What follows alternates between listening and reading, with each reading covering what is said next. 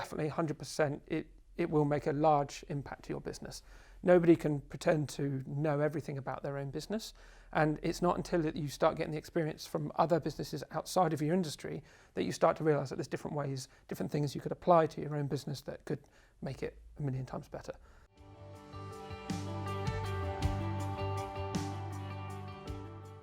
And we got back into the country just as as the lockdown came in. So that, I would say on day one we weren't that worried, but we soon started to realise that it was having a negative impact, especially on the events industry.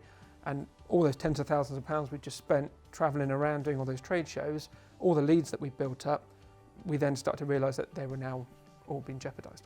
As soon as we realised that COVID was going to impact the events industry, there was a bit of panic set in, and we realised that our business was going to have to try and cope with this in some way. We've got customers in 33 countries, so lockdown happened at various times. It wasn't like it was just everyone in our local area all panicking at the same time. America did one thing, the UK did another, Australia, different cities were under different lockdowns and quarantines. So I think really it changed day to day depending on what was happening in the world. Having somebody with a level head who we could discuss these problems with and find ways to flip that negativity around into positive outlooks and plans for the future, that really helped. Rather than focus on these negative aspects, we could really say, well, you're still going to need a system to manage your business next year when all the weddings and everything are going to start recovering. So it definitely helped us change our marketing aspect to be more supportive rather than salesy. As far as it recovering, yes, it's starting to recover slightly. We've actually decided to spend a bit more time working on other side projects, and we've got other software that we're working on that we feel can help people with registration, track and trace, test and trace, and working with the NHS. So we have pivoted our business slightly in order to target that area as well. It's pretty good now. I love waking up at 5 a.m. And have done for the last 6 months.